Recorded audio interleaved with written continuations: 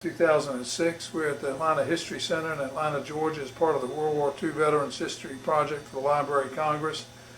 We have as our guest today Mr. Sidney Gall, who's actually a native of Lexington, Kentucky, and he's lived there most of his adult life. But his daughter lives here in Atlanta and tricked her dad into coming in and talking to us about his World War II experience. Mr. Gall was born in 1917 and had a different experience than a lot of people. I haven't interviewed anybody who's done what he's done, so we're looking forward to Mr. Gall telling us what it was like growing up in Kentucky in the Bluegrass State during the Depression, going to college, and then where he was on Pearl Harbor Day and entering the military and what he did. Thank you so much for being with us. I am Sidney Gall of Lexington, Kentucky. I was born there and I've lived there my entire life. It's a lovely, lovely city. And I went to the high school, junior high in Lexington, and was graduated from the University of Kentucky in 1942.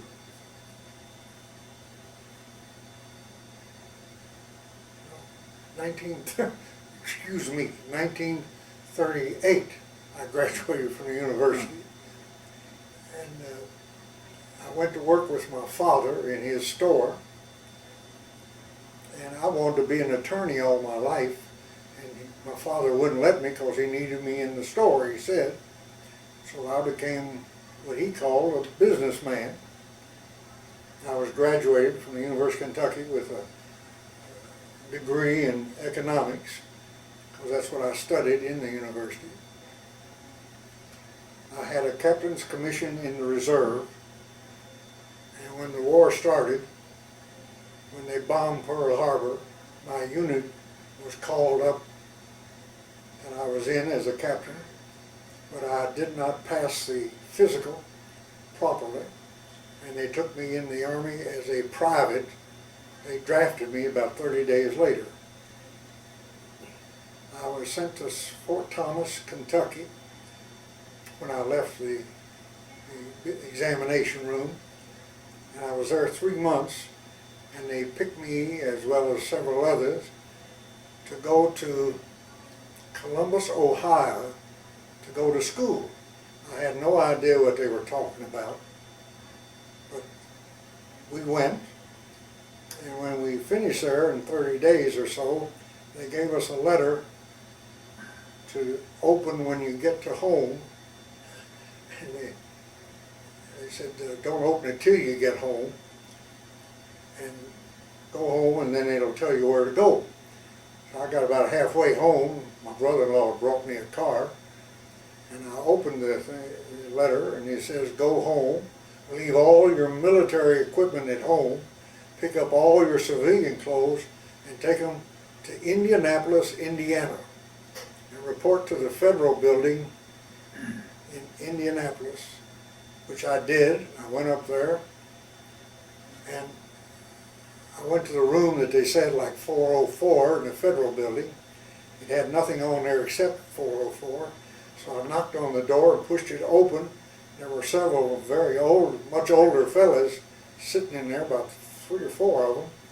I said, does this place have anything to do with the Army? They said, yeah. Are you Gall? Yeah. The major wants to see you. So I went in there. I'm in civilian clothes. He's in uniform. I didn't know whether you saluted or not when you were in civilian clothes. But he said, I'm glad you got here, because I've got a problem in Fort Benjamin Harrison, which is right outside Indianapolis. There's a man there we can't find anything about. We want you to go and talk to him. You have to talk to the major first about him. So they gave me the major's name, and I drove out there, found the major, and I was talking to him for a while. And he said, by the way, what is your rank? I said, I don't know what it is, but 4 days ago I was a private at Fort Thomas. He said, just get out of here, because I don't talk to enlisted men. So I left and drove back to the Federal Building. Went in, the major ran out and said, give me the information on those questions. So I can't, he wouldn't talk to me. I said, what do you mean you wouldn't talk to you? Wouldn't talk to enlisted men. He said, just a moment. He got out of his uniform, got into civilian clothes. He said, you drive out there, I'll follow you. You know where the major is. We got back out there. He said, you come in behind me. So he went in first, and this major looks up. He said, what do you want? He said, I want to talk to you. He said, by the way, what's your rank? I said, what difference does it make to you? He said, I don't talk to enlisted men. He said, may I borrow your phone for a moment? Yes. The major picked it up, listened, he got to the operator, said, get me the commanding general of the 5th Service Command in Columbus, Ohio. I need to talk to him right away. So he was hitting on the phone, someone said something, he said, is this the general?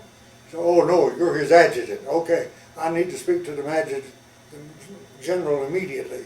The major sitting there reached over and turned the phone off. He said, what would you like to know? He said, no, what do you mean? You said you wouldn't talk to me. He said, no, I'd like to know what you want to know. He said, I wouldn't talk to you. You talk to Gall here. He left, and the man answered every question for me. The major asked every question that I asked after that. I went back to town, gave him the answers, and that was the end of that game. Most unusual. I finished the school in Columbus, Ohio, and when I got back to Indianapolis, they then sent me to the school in Chicago, Illinois, which was the largest school you could go to, the last one for counterintelligence. And after about 30 days, about half of the people didn't pass. You had to maintain a grade of 85 to 90. And if you didn't, you were booted out. So when I left, they told me to go back to Indianapolis, which I did. I checked in with the man in charge, and I stayed there 2.5 years. And that was a picture of me while I was in the Army. At the time I got married, that was a picture, and on this side was my wife. And She's beautiful. yes, she was. She's prettier than you were handsome. No question about that. I had never questioned that. And where was I? You were there for, going back to Indianapolis. Oh yeah. So I got back there, and they told me I would stay there for a while. And I roomed with a fella, his name was James Maxwell. He was an author, an editor, and one of the most brilliant men I ever talked to. We rented an apartment. The government paid for it. And we used to sit up to 1, 2 o'clock in the morning just talking. Because I'd learned so much from him, I thought. And he was called and sent overseas, about a year, but I was still living with him when I got married. And he wrote a book after he got out of the Army. He was sent to the Near East, and the title of his book was, I Never Saw an Arab Like Him. He talked to only Arabs there. And he called me and said, I've finished the book, Sidney, I've had it published, I'm sending you a copy. He sent it to me, and I looked at the front of it. It says, to Zelda, that's my wife. He said, your beauty robbed me of my roommate, but I love you anyway. That's great. So I read it. The first 3 or 4 chapters were just about Arab countries, Saudi Arabia and others. And the 4th or 5th chapter was strictly from Mississippi. And I couldn't understand what in the world he had this in there for. And I read it, it talked about a Captain Goldberg. And the more I read about it, I knew he was talking about me. Because every question that came out of his mouth is what I had asked James at one time or another. James called me about a month later and said, did you get the book? Yes. Did you read it? Yes. Did you like it? It was wonderful. Did you recognize anyone? I said, no, I didn't. You didn't recognize Captain Goldberg? No, I didn't. He said, that was you, Sidney. I said, hell, he was a stupid ass, wasn't he? He said, that was you. He was a very dear friend. He died very early in life. And I've got a copy of his book he had addressed to me, of course, to my wife. I went to work for my father when I got out of the Army. He had a store known as Philip Gall's. When I came back It was changed to Philip Gall and Son. It was a sporting goods store. And I got to be the buyer. And we moved from where he was located to the main street.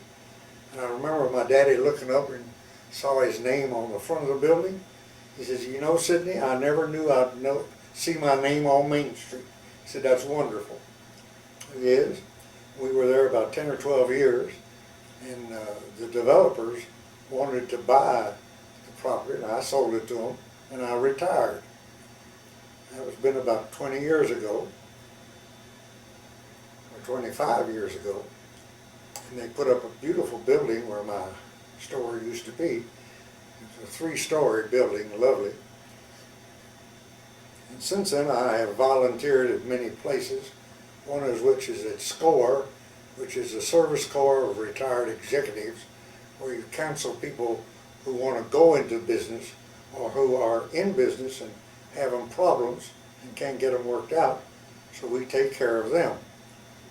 And I've joined the University of Kentucky. They have what is known as a Donovan Scholar. That's anyone 65 or over can join the university for free, take any classes they want for free. And I have been chairman of the Donovan Forum, and I have been chairman of the Donovan entire course. It's wonderful. I think it does a great job.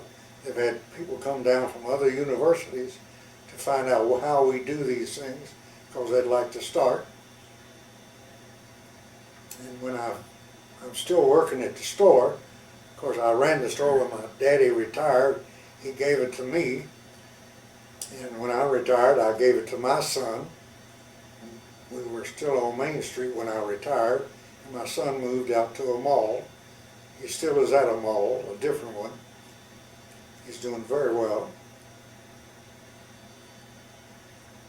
And now I'm here talking to you about the CIC, known as the Counterintelligence Corps. Very few people ever heard of it. It used to be known as the CIP, Counterintelligence Police, but it became the CIC when I got in the Army. It's a Counterintelligence Corps, and we started the OSS as well as the CIA. We were asked to join both of them, which very few of us did. Some did. I didn't. I came home. My daddy was waiting for me. Doing fine. Well, Tell us what you did. Tell us what it was like growing up in the Depression. well, that was before when I was in the university. It's very funny. One of the things that happened, my daddy, it used to cost like $35 to go to a semester of college during the Depression. My father gave me a check to pay for one tuition, one quarter. I don't remember what year it was. And the Dean of Men lived about 3-4 doors away from us on a street known as Fontaine Road. And I was in a class, and about a week after I was in, a runner comes in and says, "Sidney Gall here?" I said, "Yes." I put my hand up. "I'm Sidney Gall." He come, "The Dean wants to see you." The first thing went through my mind, I wonder what I've done now. He wants to see me. I got there, he said, "Sidney," and he had my father's check in his hand. He said, "Just because you registered does not mean you will matriculate." Those were his exact words.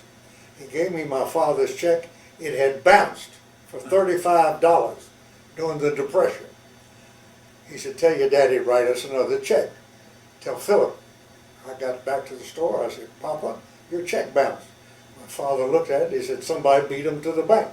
He wrote me another check. He said, "Give this to Dean Jones and tell him to cash it right away. Don't wait." Which we did, and it must have turned out to be all right that time. Then at the university, I did many things which I enjoyed. I went to the ROTC. That's where I started getting my captain's commission. And when I was graduated, my friend of mine and I went to Fort Benjamin Harrison, right outside Indianapolis, to the CMTC, the Citizens Military Training Camp. And we took 2 more years, and I came out as second lieutenant. And then I kept it in force until I was drafted as a private. I was a captain, but I was drafted as a private into the Army. And I used to go to camp every other month, every other year. But it didn't do any good. I helped my father run the store.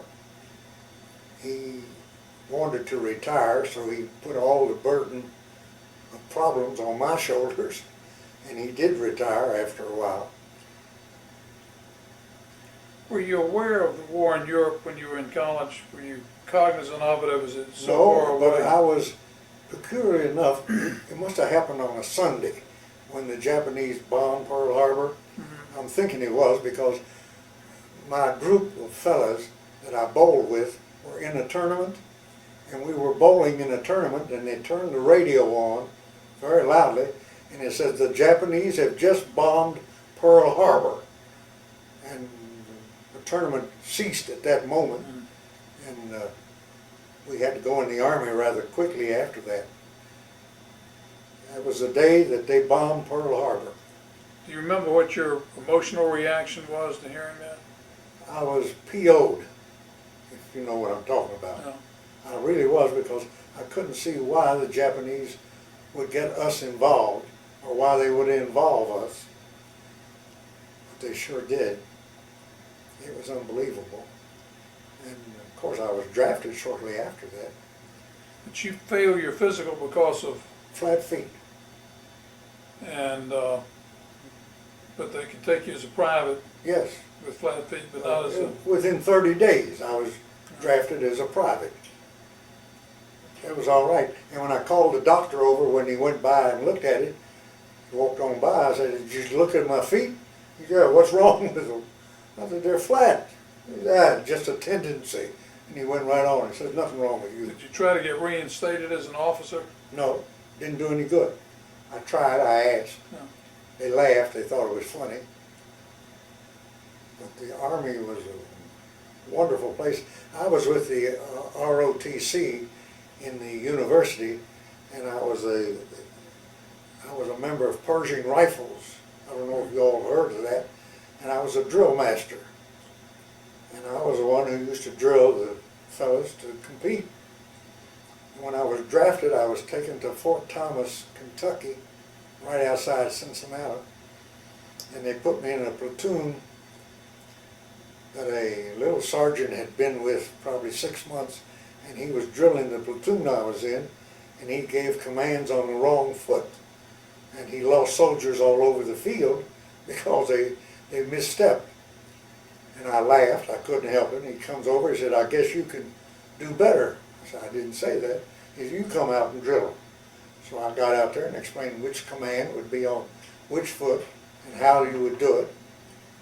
And we talked for a few minutes. I started to drill them, didn't lose a soldier, and I gave them what the Pershing Rifles called monkey drill. Every time your foot hits the ground, you give another command. No. It's forward, march, to the rear, march, to the left flank, march, to the right flank, march, to the rear, march.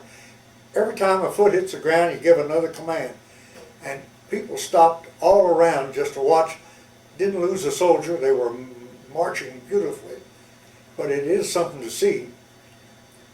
That was the first month I was in the Army at Fort Thomas. What type of investigative work did you do with the CIC?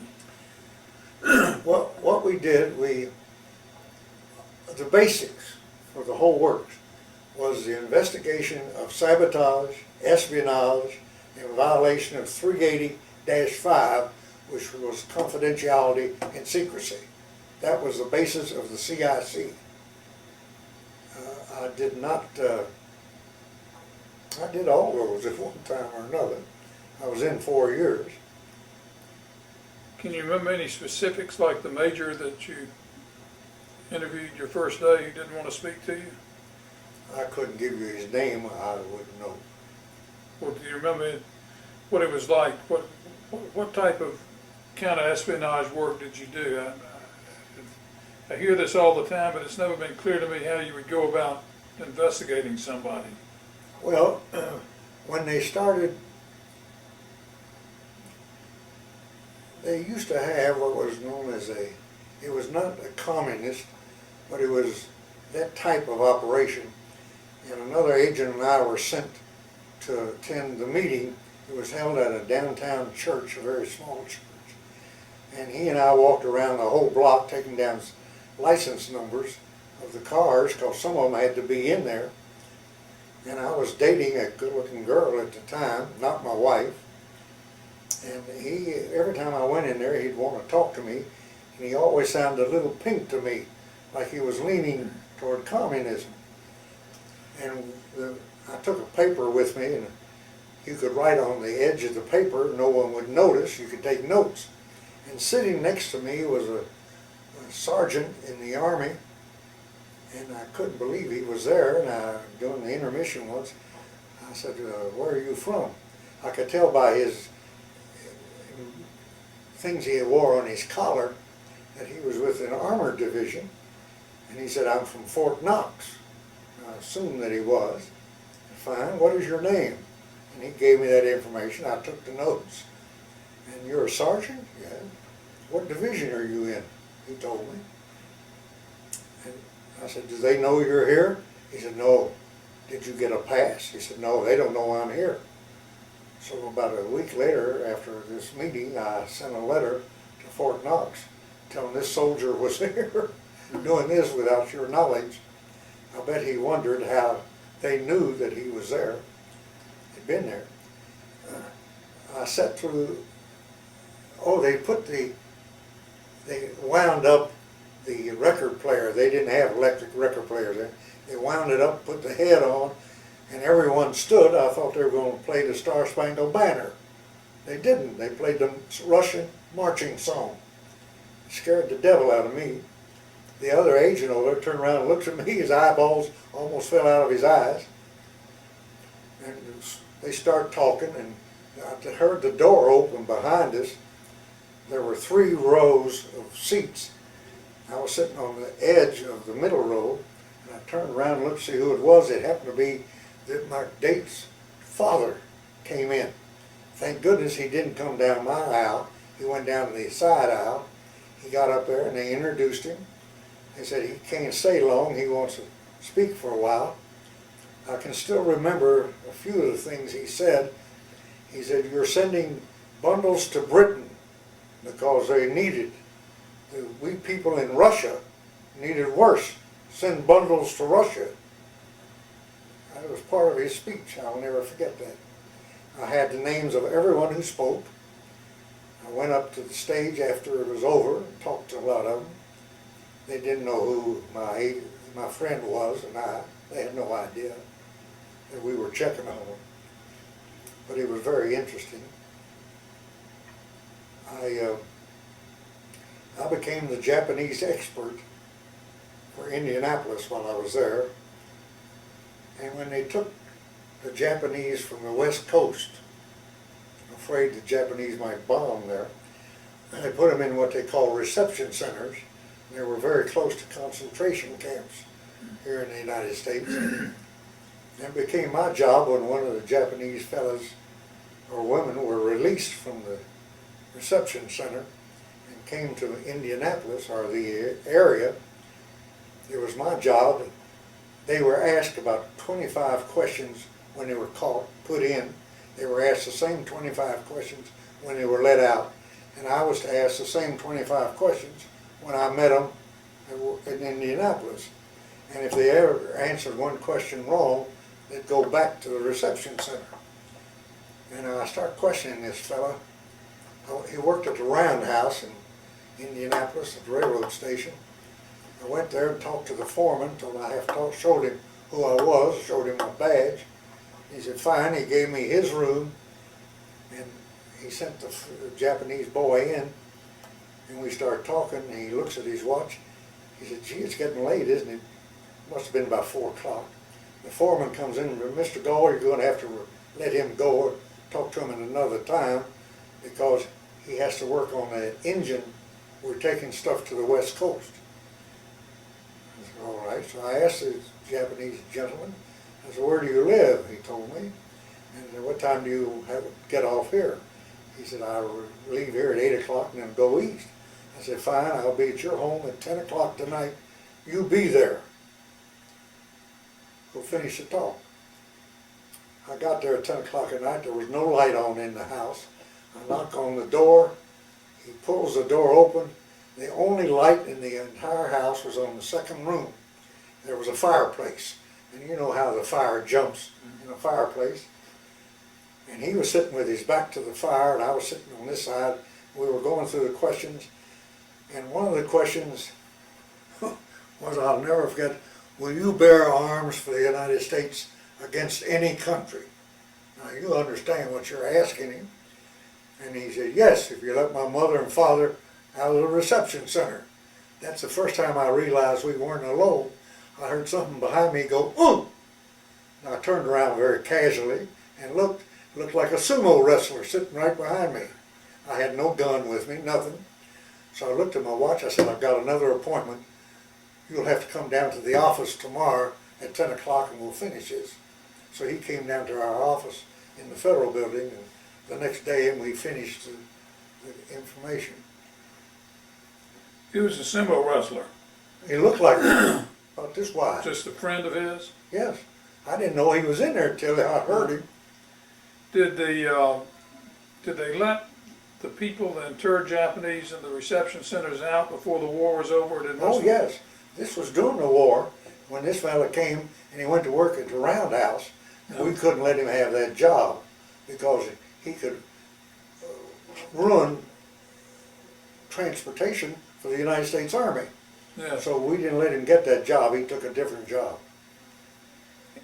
Do you know what percentage of the internees in the reception centers were let out during the war compared to? I have no idea what the percentage would be, but it would have been mostly young men Yes. who could work.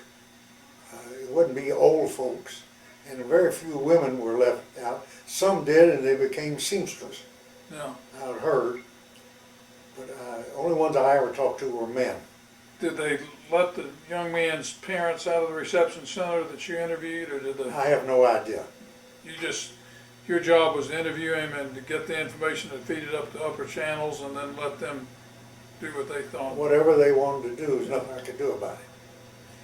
In fact, we also investigated anything that was out of ordinary. Our men investigated, what was a place in Tennessee where they were making the bomb? Atom bomb? Yeah, Omaha Beach, no. Oak Ridge. Oak Ridge. Well, we had men there. They used to have 4 buildings. Each one made different things. No one knew what the whole product would be. Yeah. And the one who worked in this building didn't know what the next one did. They didn't know what the final product would be. But it was the atom bomb. That's what they made there. And our men helped check it. How many Japanese do you think you interviewed during the war? Did you interview? Not too many, possibly 30. Probably.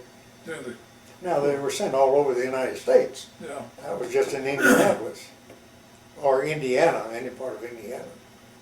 Did you travel around the United States interviewing different? Say that again. Did you travel the United States? No, I traveled only Indiana. Only Indiana. Yeah.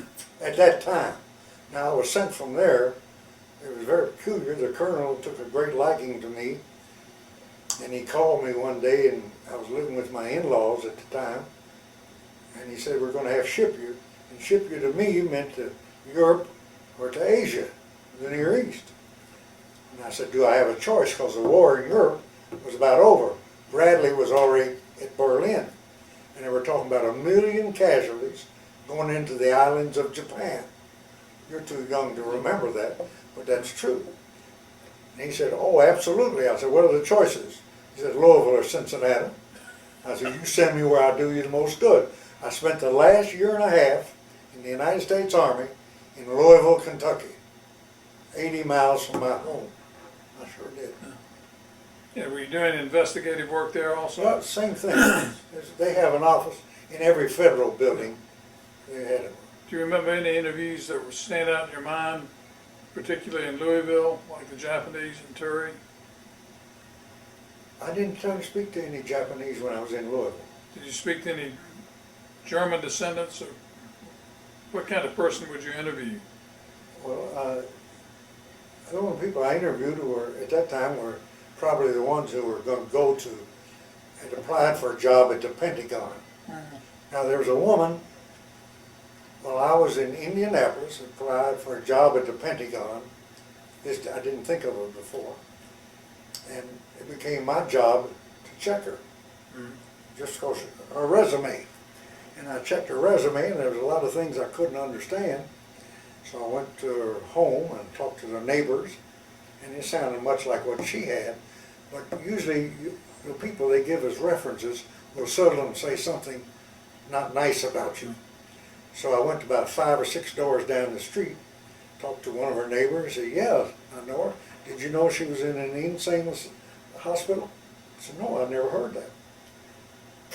I said, "Where was it?" She told me. I drove there. It was about 40 miles from Indianapolis. I got there and I talked to her doctor. And we talked for a while. I don't know if you want this on it. Sure. She had a problem. He said, "You won't believe her problem." He said, when she walked down the street, a man was approaching her. She never saw his face. All she saw where his face was his genitals. I said, "Oh, come on." He said, "No, that's true, and there are more of those cases than you have any imagination. More people, women do that." We talked for a little longer, and I said, "Well, since she's been released from the hospital, can the Pentagon assume that she is now all right?" I'll never forget his next words. I must have been 26 or 27 at the time. He said, "Young man," he said, "one thing I want you to understand. One attack presupposes a second. You can't put her anywhere." So I wrote to the Pentagon that she couldn't hire her. She had attacked men? No, never attacked men, but she always saw their testicles rather than his face. How did they find out? How did they find that out? When she went to the hospital, the mental hospital. And what did they take her to the hospital for? Because she volunteered this? Well, no, she was a little off a rocker, Okay. but they let her loose after a while. She was doing all right. But that was very unusual, that case. You mentioned the fact that the reception centers for the Japanese out on that were rounded up on the West Coast were like concentration camps. Did you all have knowledge of the concentration camps during? I knew nothing. You mean in Germany? In Germany. Oh yes, oh yes. We knew all about the Germans. In fact, in that book, they talk about what the Germans did and how they did it and what their agencies were. The Schutzstaffel, and the Russians used to be KGB, no, ended up KGB now, used to be OGPU, their secret service, like ours. And I was told when I was finally released from the Army, I couldn't go to Russia or Germany right away, because if they found out what I'd been doing, I would be in trouble. So we never went. You never interfaced with the Russian equivalent to you Nope, while you were in the CIC? never did. Never did. But they wouldn't, they asked me, "Please don't go to Russia." No. Because if they find out what you all were, what you've been doing, they won't let you out right away. How many people do you think you tracked down or interviewed during your 3.5 years, 4 years in the military? Well, in Indianapolis and Louisville, I would say I must have talked to, well, some days I talked to 10 people at one during the day, and some days just one. It must have been 500 or 600 or 800 people that I had talked to during the 4 years I was there. No. That you had investigated, or? Well, I investigated a bunch. I couldn't tell you how many. I don't remember, because you had to turn the report in Sure. when you got through, and they took it and you never saw it again. But I investigated quite a few people. Do you recall uncovering any other information that's a little different, like on the lady who was in the insane asylum in Louisville?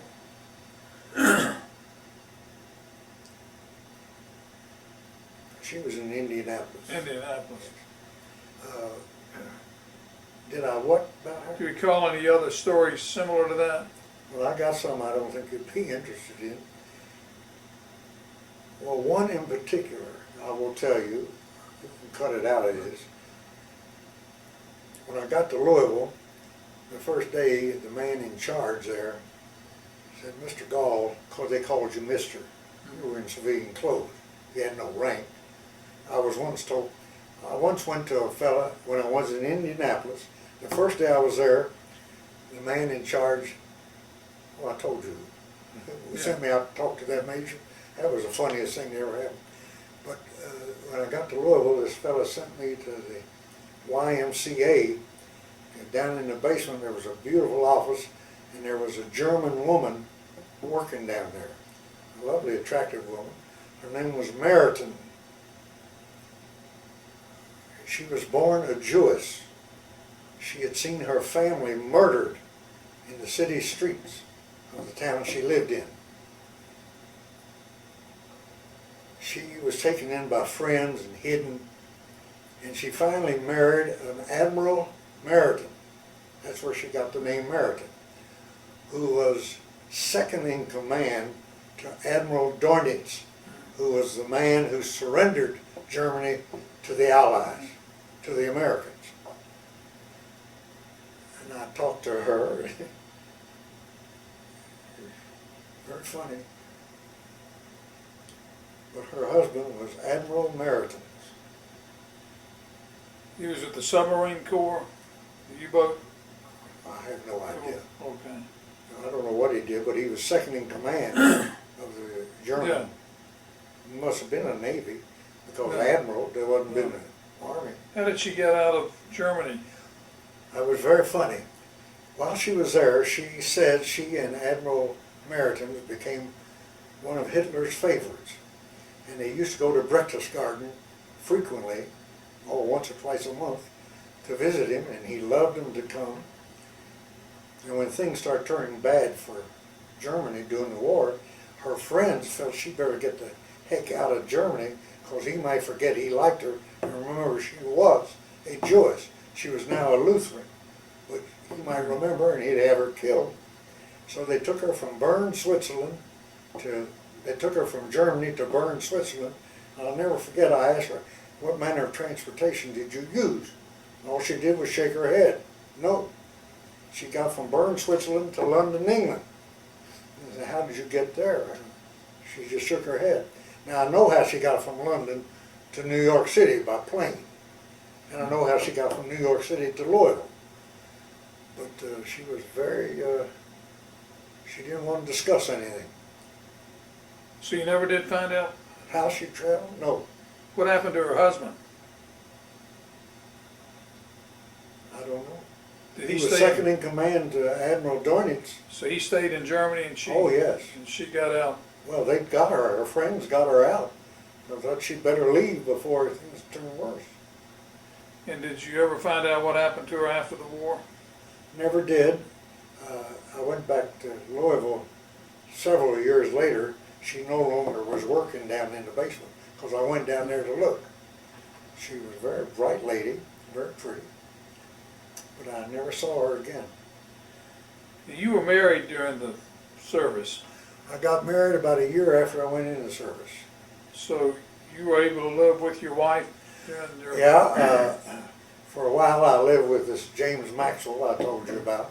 And when I got married, I moved in with her folks, and I was still getting paid for room rent by the government, by the Army, which was very good. I made more money there than I made working for my daddy. I really did. They gave you so much money a month to buy civilian clothes. It was wonderful. They paid for your food, everything. But I wouldn't have traded places with Eisenhower. It was wonderful. It really was. And you learned so many things about what was going on in the war. Really did. Do you remember any specifics, eurekas that you learned that come to mind about invasions or anything like that? No. No, I never got sent overseas. The colonel kept me here because he wanted me, he liked me, and I did his work for him. I'll tell you a story. about this colonel. His name was Johnson, Colonel Johnson. Called me one day in Indianapolis. He was in Columbus, Ohio, the headquarters for the 5th Service Command. He said, Sidney, we've got tanks broke down in North Africa. I said, well, why don't you just fix them? He said, can't. They take ball bearings. I said, well, buy some ball bearings and put them in. He said, can't. They come from Muncie Gear Works in Muncie, Indiana. I said, well, buy some. He said, can't. They're out on strike. I said, man, they can't go on strike during a war. He said, they are on strike. Don't tell me they can't. He said, I want you and another agent to go to Muncie tomorrow. There's a main building, factory, and there's 2 smaller plants. I want you all to draw, there were no interstates then, so I want you to draw a map of how you get to the main plant and how you get to each of the little plants on the sides. Draw me a map of the streets. So we'll do it. So we got, this agent and I went to Muncie, and we changed from coat and tie to coat and sweater and shirt. And we went to all the bars that night. And I probably drank more that night than I ever did in my life. And so did my friend. And every time I'd stop, I'd punch a fella sitting next to me. Said, when the hell are we going to get back to work? I got to pay some room rent. And he told me the same thing. He had to go back to work. So I talked to a bunch of the fellas. The colonel also wanted to know, drive around these plants and see if people are sitting there armed, like they did a lot of times during strikes. So we drove around and there was no one sitting there. And these men told me they did not vote to go on strike. The union bosses pulled them out. So I wrote this up, called the colonel the next morning early in Columbus, Ohio. I said, you want me to send this letter to you, or are you coming down to Indianapolis? I'll never forget this. He said, no, you meet me at Fort Harrison tomorrow morning at 6 o'clock and bring your gun with you. What am I going to do? So you and I are going to go to Muncie. So I took my gun, drove out there at 6 o'clock in the morning. He's sitting in one of these open touring cars. These long cars, he's sitting in the back in full regalia as a colonel. He said, you'll sit here beside me. Those were the days when you went to the theater. They had what was known as Paramount News after a show. And I had visions of taking pictures of this car and me getting shot, not him, because he was in uniform, I wasn't. So I went behind the car. There were 8 or 10 trucks parked. And I looked in each one of them. Each one had 8 or 10 or 12 men in it with Garand rifles. I said, Colonel, what are all those men doing there? He said, we're taking them to Muncie. We're going to take over the plants. They're all engineers. They've all worked in plants, and we're going to make ball bearings. Fine. We started off. We were in front. I had visions of people standing over with guns. And we must have had 8 or 10 motorcyclists who one of them started out with us. And when he came back, he found nothing around the plants. The second one, then the third one, we got within about 5 or 6 miles of Muncie, and the last motorcyclist came back. He said, Colonel, you can stop this. He said, they just heard you were coming. They all went back to work. Thank you, God. I really like that. That actually happened just that way. That's an incredible story. Pardon? That's an incredible story. That's a true story, though. Yeah. You can't make up that kind of story. That Colonel Johnson came to Lexington about 4 months after I got out of the Army. My father had bought me a small house to live in. We were living there, and there was a knock at the door. We were getting ready to eat dinner. And I opened the door, addressed to Colonel Johnson. I said, Colonel Johnson, what are you doing in Lexington? He said, I came to see you. For what? He said, I'm coming in. He came in. We talked for a while. I said, what do you want to see me about? He said, we want you to come back in the Army. I said, you know I don't want back in the Army. I always told you all I wanted out of the Army was me. I just wanted out. He said, we're going to make you a major in the intelligence, which is unbelievable, almost. And he said, and you'll be a major, and you'll still wear civilian clothes if you wish. my wife came out. She thought I was going to take that job, which probably I should have. I could have ended up a general. I said, no, but I'll make you a counter offer. I said, what is it, Sidney? He said, I said, make me a 4-star general on flying pay at a desk job, and I'll consider it. He said, what makes you think I wouldn't take that damn job? So he would have taken that job. Yeah, I bet he would. I thought you were gonna offer him a job in a sporting goods store. No, I would have gone back in the Army for what I asked for. Did you have your children born during World War II? My son was born during the war. He was born when I was in Indianapolis, and I had no more children until I got to Lexington, when I got out of the Army. My 2 daughters were born in Lexington. What was your feeling when you heard that Roosevelt died? I was hurt badly. I thought he was a wonderful man. I loved to hear him speak. I did. And you never realized how crippled he was, because you seldom saw him walking. No. You always were sitting or standing. I thought he was a wonderful man. My own opinion. He died just a couple of weeks before Hitler died and before Germany surrendered. Do you remember your reaction to those events? Not good. I didn't give a damn about Hitler dying. I didn't mind he killed himself. But it bothered me that Roosevelt passed away. I thought he was a wonderful man. What about the atomic bomb? What was your feeling when you heard about the A-bomb? Did you know about it ahead of time through the CSE? We knew they were making the bomb, but no one else knew that. And what we did, we had men stationed around there to make sure the 4 plants, they didn't know what the others were doing. Yeah. Each one made a certain product. The only people who knew what they were truly making were the scientists in New York. What's his name was one of them? The German fellow. That Einstein. Einstein. Okay. Yeah. He knew what they were making. Yeah. I didn't really know what they were making, but we knew it was something to be used in the war. When you heard that it had been dropped, what was your reaction to that? It was wonderful. I wanted to drop several of them, not just 1 or 2. Because if they'd had it, they would have dropped them all over the country. Sure. I think. Yeah. I'm not trying to put words in their mouth. Have you seen the country as unified since World War II as it was then? It probably is. Of course, you don't notice it so much because of politics. Republicans, Democrats, Independents.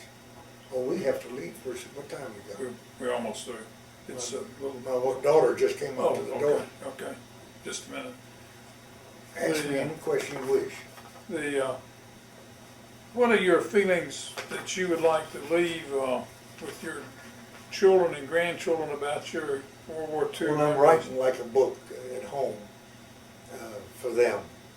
And my daughter here has heard it all, most all of it. Any specific things you'd like to say? I think I've said a lot of To specific the camera?